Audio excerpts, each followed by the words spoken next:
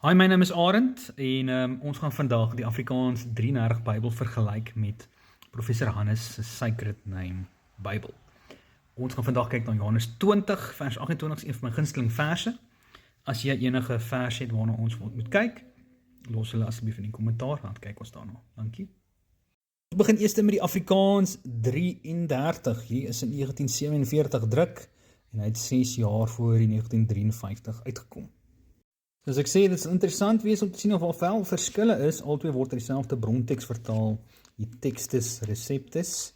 Ek soek net gou die versie waarna ons moet kyk.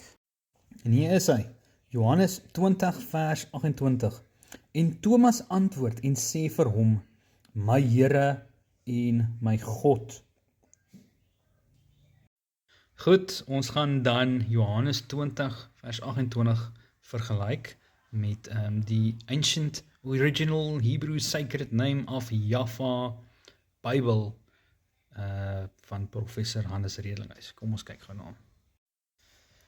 Johannes 20 vers 28 en die Bible sê, Thomas answered and said unto him, my Rabbi and my Savior.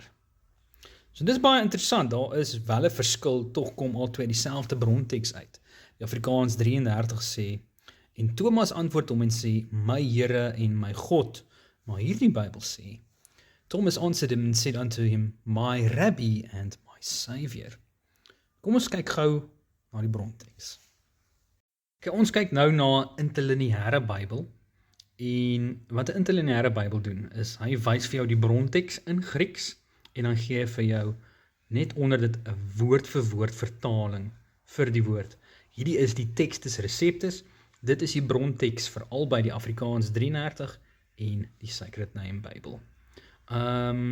So daarso, answered Thomas and said to him, the Lord of me and the God of me.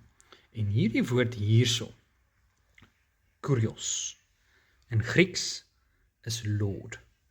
Hierdie woord hierso, theos, hierso, hier onder my vingertjie, daar, theos, is die Griekse woord vir God. So, dit is baie interessant, dat die Sacred Name Bybel sê, hy sê die Textus Receptus vertaal, maar hy stem nie ooreen met die bronteks nie. Hy sê daar waar kurios is, sê hy Rabbi.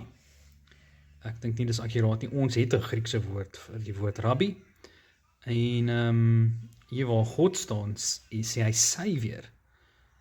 Ons het 'n Griekse woord vir Savior, en dit is nie die woord Theos nie, Theos is die Griekse woord vir God. So, dit is baie interessant, daar is definitief 'n verskil in die vertalings, soos ek vermoed het. So, as jy enige versies het, los hulle onder, en dan kyk ons na die verskille.